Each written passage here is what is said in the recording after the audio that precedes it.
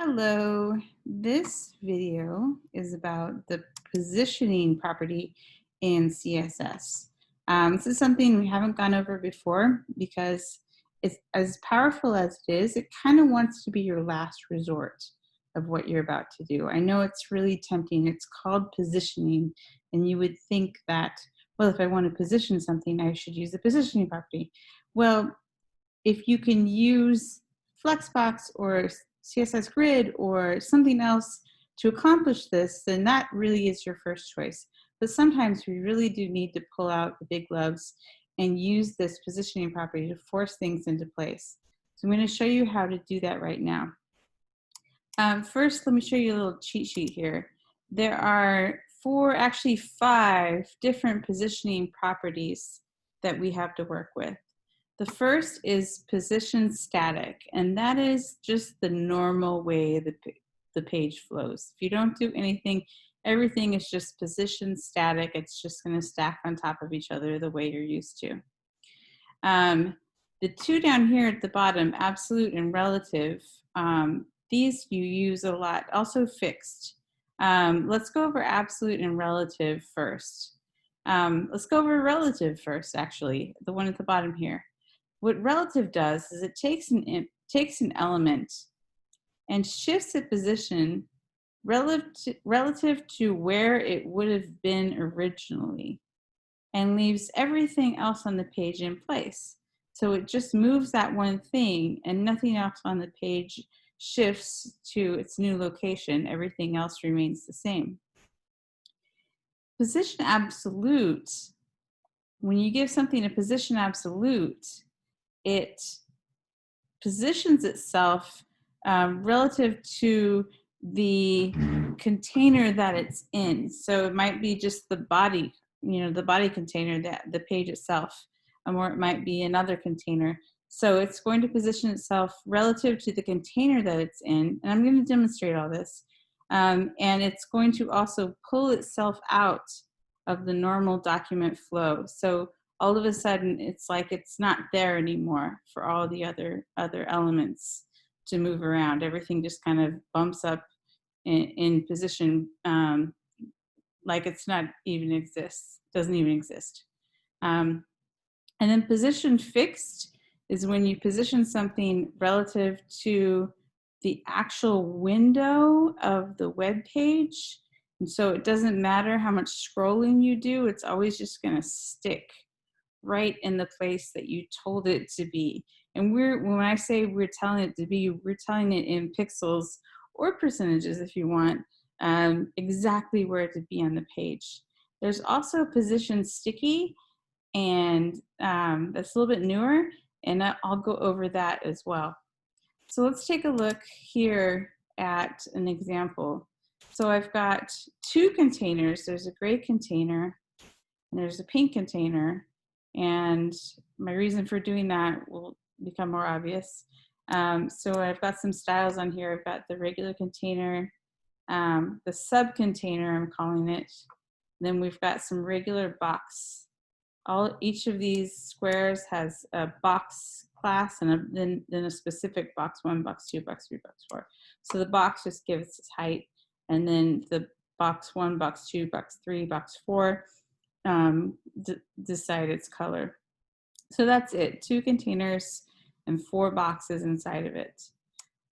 So let's say I wanted to position this teal container a little bit differently. I'm going to use position relative here.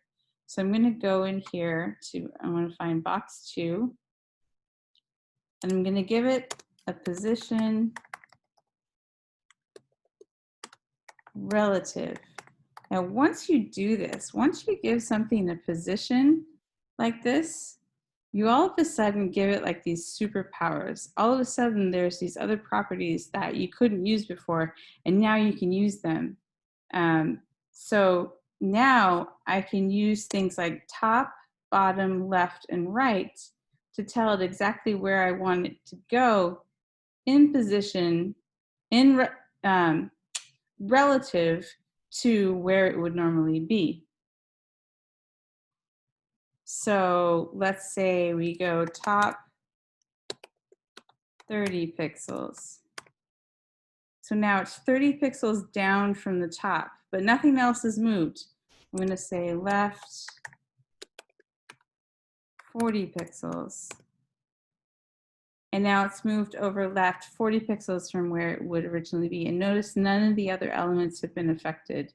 Nothing else is moving around because of this change. So that's relative, and you can do that with any element. Now I'm going to change this. Now I'm going to go into absolute.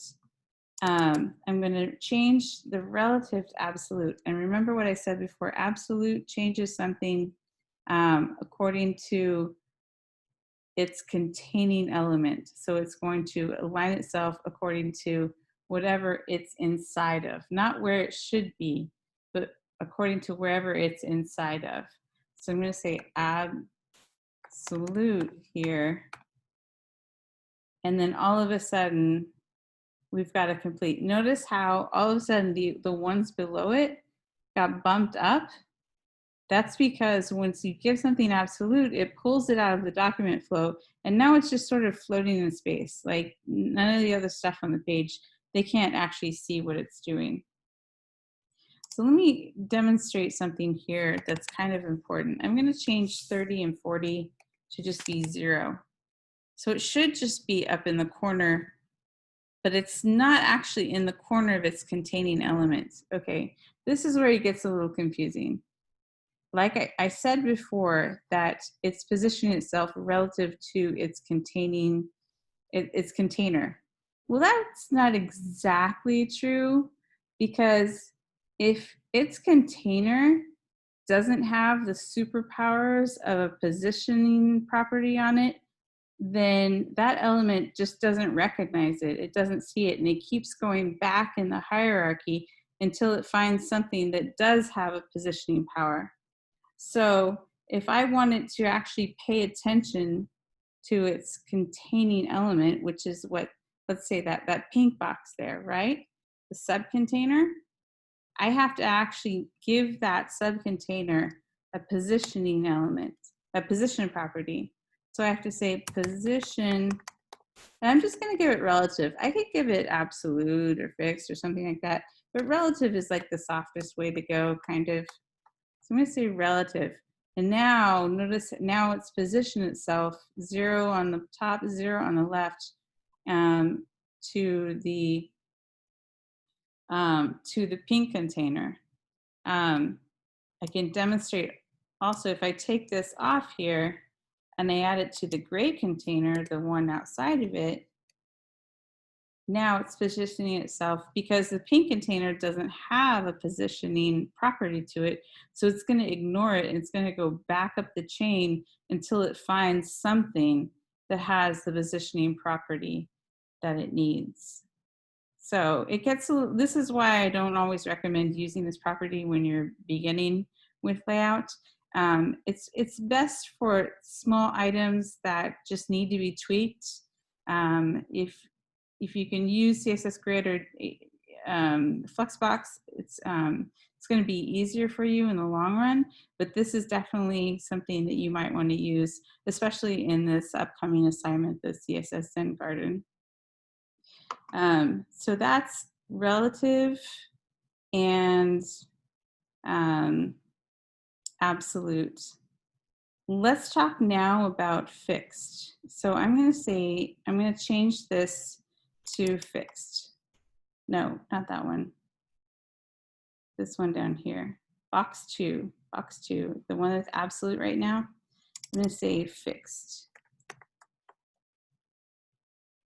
Now, fixed is relative to the actual window that you're looking at, not a container, nothing like that. The actual window that you're looking at.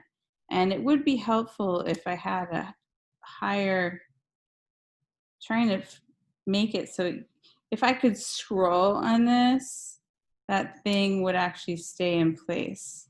Let me give the container a really high height. A height of like 2,000 pixels. 2,000 pixels. Okay, now it's really tall. So now this page is going to scroll. And notice as it scrolls, that box stays right there no matter what.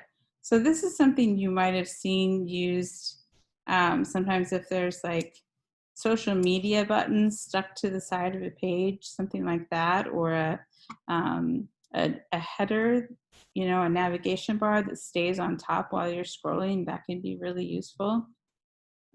So that's Fix. That's what Fix does, and you can do it anywhere. So if I did it, let's see, where was that?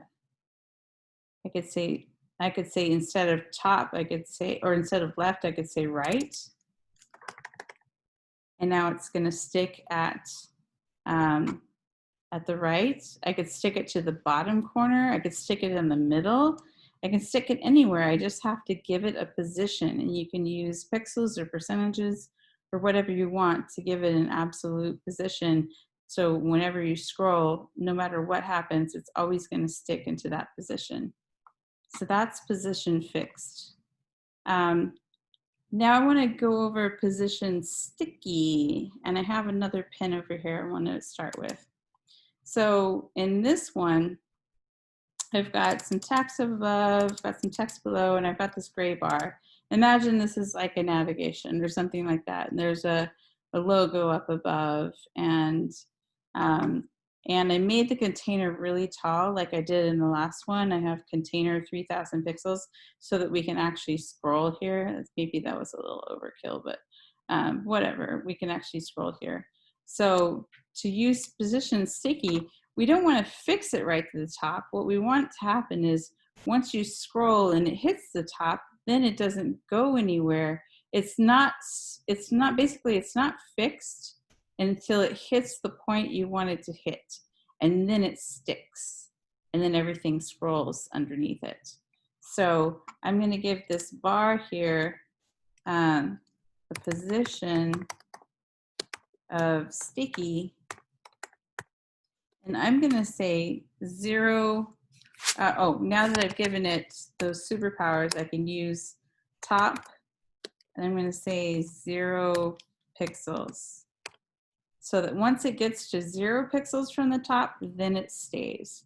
So now we can see now the other text is scrolling underneath it. And it doesn't have to be 0. I could say 10 pixels, and then it would stop at 10 pixels above. And you can see the stuff scrolling underneath it. So that's position sticky.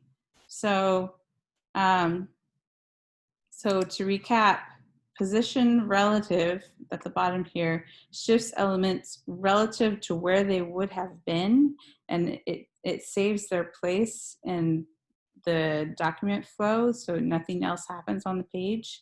Position absolutes position things to its container. As long as that container has a positioning element, it will obey that container and just position itself according to that. And position fixed sticks itself in the window and it ignores scrolling, and it just stays where you put it in the page.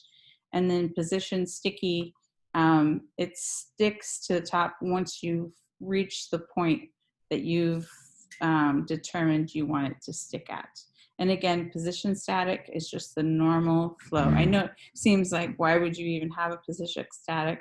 But sometimes you want to remove, like if you were doing a media query, you would want to remove the positioning effect. So you could use position static to put it back into normal flow. So I hope this is helpful.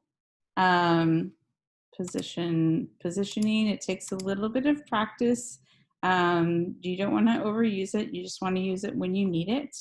But it can be very powerful. So there you go.